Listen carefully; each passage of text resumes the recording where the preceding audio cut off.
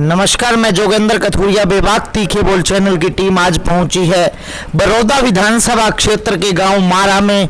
जब हम यहां रोड से गुजर रहे थे तो हमें बैठक में बैठे कुछ आदमी दिखाई दिए। हमने सोचा क्यों न चुनावों पर चर्चा कर ली जाए। और अब हम जब बैठक में पहुंचे हैं, यहाँ हमें कुछ आदमी बैठे दिखाई दे रहे हैं, बुजुर्ग बैठे दिखाई दे रहे हैं। तो इनसे हम बड़ौदा विधानसभा का जो उपचुनाव होना है उसके बाबत चर्चा करते हैं। राम राम जी। राम राम जी, राम राम। क्या नाम है जी आपका?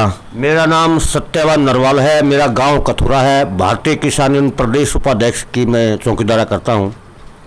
जी, अभी आपका जो विधायक था गुलशन हुड्डा, उसके निधन के बाद ये आपकी बड़ौदा की जो सीट है वो खाली हो रही है। अब इस पर अगले 2 से 3 महीने में चुनाव होंगे, तो आपको क्या लगता है कि कौन सी पार्टी ये चुनाव जीत सकती है?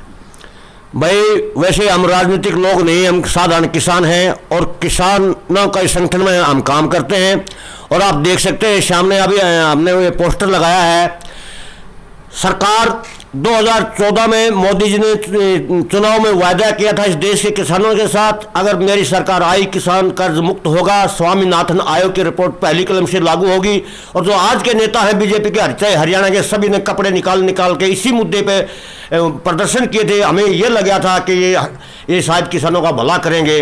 और जब से इनकी सरकार आई है, एक भी इन्होंने अपना वायदा नहीं निभाया है, बल्कि आज उल्टा कर दिया है। पूरे देश में हरियाणा, पंजाब ही एक ऐसी 2 स्टेट थे जहां मंडियों की व्यवस्था थी। चौधरी छोटू राम ने मंडियों की व्यवस्था की थी ताकि किसान की लुटाई ना हो, उसको वाजिब रेट मिले, वहां कंपटीशन हो, बोली हो। लेकिन आज ये सरकार मंडियां भी तोड़ने जा रही है और 20 तारीख को इसके विरोध में हरियाणा और पंजाब सड़कों पर अपना ट्रैक्टर लेकर उतरेगा। और फिर भी अगर ये जनता बीजेपी को वोट देगी तो ये जनता ही जानती है। हमारा तो ये मानना है, इतना दुखी होने के बावजूद यहाँ तो जमानत जब्त होनी बहुत जरूरी है। आपको लगता है कि बीजेपी की जमानत जब्त हो जाएगी यदि किसानों की सुनवाई नहीं हुई? क्योंकि ये किसान बाहुल्य क्षेत्र है और ग्रामीण क्षेत्र है। यहाँ पूरे हरियाणा में केवल 2 ही विधानसभा क्षेत्र ऐसे हैं, बड़ौदा और बाडरा, जहां पे कोई भी टाउन और कोई भी कस्बा नहीं लगता, शहरी क्षेत्र नहीं है, पूर्णतः ग्रामीण क्षेत्र है। और गांव में जो सबसे ज्यादा जो फसल पर निर्भर होता है, कृषि पर निर्भर होता है किसान, तो आपको लगता है कि किसान दुखी है इस राज्य में? देखिए, किसान तो दुखी है। आम जनता, जो खेत का किसान मजदूर है वो भी दुखी है, आम जो जनता है वो भी दुखी है। इतनी दुखी है इस सरकार से। ये इतनी झूठी और नकीमी सरकार है, इसके मुखिया इतने झूठे हैं, शायद ही कभी हो रहे हो, मतलब यानी कि इतना दुखी है जनता। अगर कल इलेक्शन हो जाए तो जनता ये इंतजार कर रही है कब इलेक्शन हो, कब हम इनको सबक सिखाएं। सरकार तो ये वादा करती है हम 2022 तक किसान की आमदनी दोगुनी कर देंगे। बिल्कुल ठीक कह रहे हो। आमदनी तो दोगुनी नहीं होगी, आमदनी तो 10 गुना भी होगी। जब ये किसान मर जाएगा, जब कॉन्ट्रैक्ट की खेती होगी, जब ये पूंजीपतियों के हाथ में जमीन चली जाएगी, जब आमदनी बढ़ेगी। जब तक किसान अपनी खेती कर रहा है ना, तब तक ये आमदनी बढ़ने वाली नहीं है। आमदनी तो बढ़ने की बात दूर है, आमदनी तो आधी रह गई है, कम हो गई है। यानी कि आमदनी तो पहले भी नहीं थी, लेकिन जो भी कुछ था उसका भी आधा रह गया है। हमारी लागत लगातार बढ़ रही है, रेट लगातार गिर रहे हैं। आपको क्या लगता है कि पिछले 6 साल से भारतीय जनता पार्टी की सरकार है, इन 6 सालों में क्या क्या तकलीफें किसान को सहनी पड़ रही हैं? इस किसान को इस धरती पर जितनी तकलीफ होती है ना, वो सारी की सारी तकलीफें सहन करनी पड़ रही है। कोई बिजली नहीं है, कोई भाव का रेट नहीं है। सबसे बड़ी तो हमारी समस्या यही है, ये सरकार ये वादा करके आई थी कि लागत का 50% मुनाफा हम किसानों को देंगे। इन्होंने मुनाफा तो दूर की बात है, जो लागत है वो भी नहीं दे रहे। सरकारी आंकड़े बताते हैं इस साल गेहूं का 2350 रुपए प्रति क्विंटल खर्च है हरियाणा प्रदेश की कृषि विभाग की यूनिवर्सिटी के अनुसार। और रेट दिया है 1925, और 1925 में से भी काट छांट लगाई है।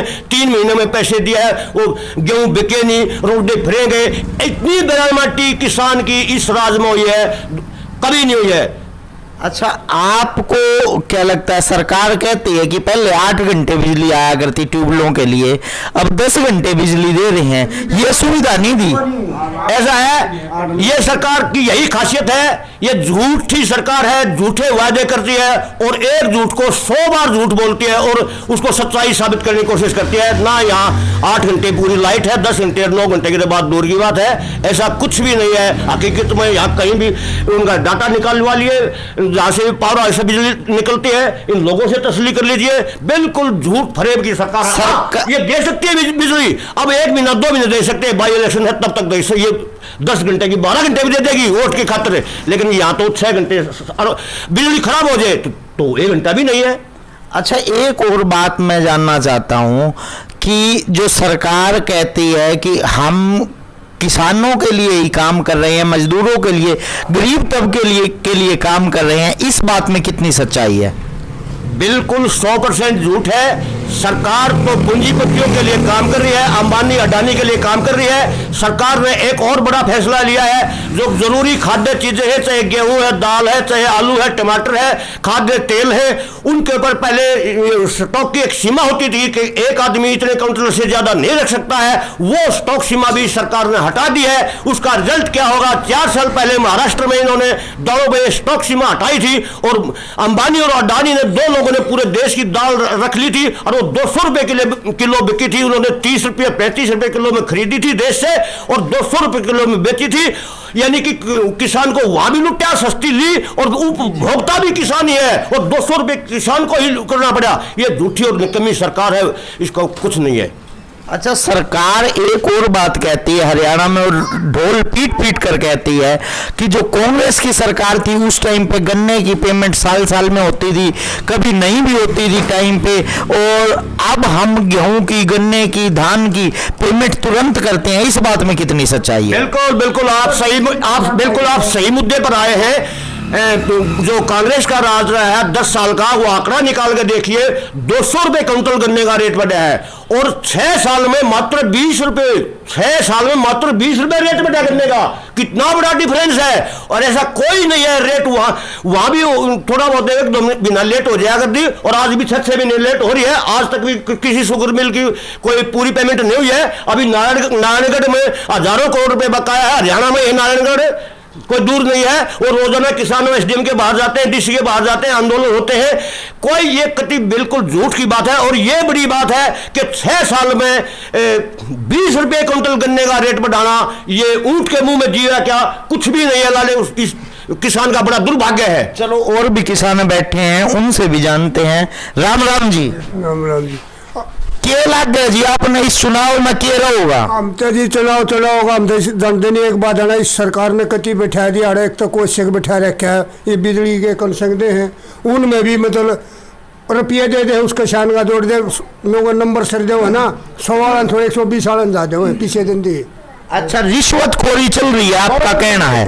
जो बिजली के कनेक्शन थे, जो बिजली के कनेक्शन, मेरी बात सुनो जी, आप बाद में बात। किसान के मोटर की जोड़ दी, किसान अपने पैसे तो 2 साल भराई हो जाए, कम से कम अपने तहकीकात कर सके सरकार।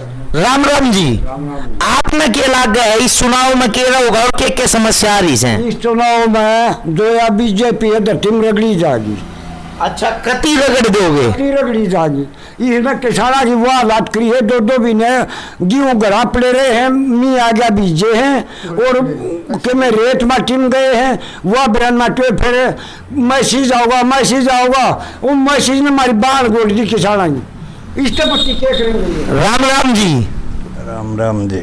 आपने क्या लग गया जी इस चुनाव में क्या होगा जो ये बड़ौदा उपचुनाव होगा? बात सुनो जी, इस चुनाव में अगर भी बीजेपी जीत गई तो फिर तो लोग सही ना, बस यो है। अच्छा, आपको ये लगता है यदि अभी भी चुनाव भारतीय जनता पार्टी जीत जाती है तो लोगों की और ज्यादा बिरान माटी हो जाएगी?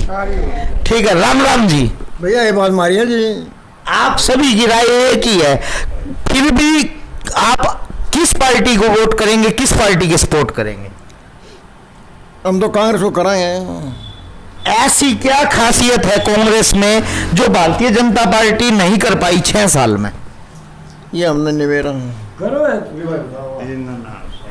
ये दो युवा साथी और बैठे हैं, इनसे पूछेंगे आपको क्या लगता है कि भारतीय जनता पार्टी 6 साल में क्या नहीं कर पाई जो कांग्रेस ने 10 साल में किया है? कांग्रेस वर्ग से परेशान है, क्योंकि जैसे बिजली कनेक्शन हो रहे हैं, गुजरात से मोटर ले घेर दी भाई, 7 इंची ट्यूबवेल हो तो मोटर घेर लो, जब छोटा ट्यूबवेल की हाँ यहाँ पर पानी खराब जमीन गए, 1.5 इंची ट्यूबवेल आगे, 2 इंची ट्यूबवेल आगे, जबरदस्ती एक तो मोटर थोप दी, एक रिश्वतखोरी बढ़ रही है, तो किसान बिल्कुल ही परेशान है। और वोट किसको करोगे और कौन सी पार्टी जीत सकती है? देखिए भाई साहब ने बताई थी, कांग्रेस राज में गंडे बाहर जीरी के बाहर गदागद बढ़ चल रहे थे, इस राज में कोई भी बाहर नहीं बढ़ने पाया है।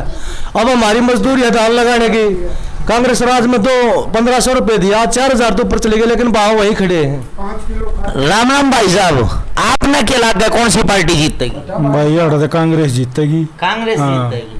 काम कर रखे हैं पहले। अच्छा, क्या काम कर रखे हैं? किसानों के लिए मतलब बहुत अच्छा काम कर रखा है इनने, भाव दे रखा है, जीरी का भी गन्ने का भी। लागत कम थी उस टाइम पे, इस टाइम पे लागत ज़्यादा है। और जो मोटर हैं इनमें परेशान हो रहे किसान, एक बार बोल रहे हैं मोटर ले लो, एक बार बोल रहे हैं गुजरात तो आऊँगी, बिजली वाले परेशान कर रहे हैं। राम राम जी, आपने क्या लगता है जी चुनाव में क्या होगा? चुनाव कांग्रेस आवेगी। कांग्रेस जीतेगी। हाँ जी। ये बीजेपी नु का 6 साल में पारदर्शिता तो छोड़े लाए हैं। 5 किलो खाद और खागी बीजेपी तो वो समझाओ जी, हमने को नहीं समझ में आई, दर्शका ने भी को नहीं आई, क्यों कर खागी 5 किलो? यूरिया कट्टा 50 किलो का था जी। हाँ जी। 5 किलो उसमें ये खाई 45 किलो का कर दिया वो। अच्छा, यूरिया का कट्टा 45 किलो का कर दिया। इसका सीधा सीधा नुकसान किसानों को हुआ है। और किसको होगा? अभी हम पहुंचे थे बड़ौदा विधानसभा के गांव मारा में, और यहाँ जो भी गांवों की राजनीति है, हरियाणा की राजनीति है, वो हुक्के से चलती है। हुक्के पे कुछ बुजुर्ग एक बैठक में बैठे थे, उनसे बातें साझा की। उन्होंने स्पष्ट कहा कि यहाँ आने वाले उपचुनाव में बीजेपी का मलियामेट होने वाला है। यहाँ बीजेपी को जो भी वोट करेगा वो अपना नुकसान करेगा। मैं बेबाक तीखे बोल चैनल के लिए जोगेंद्र कथुरिया।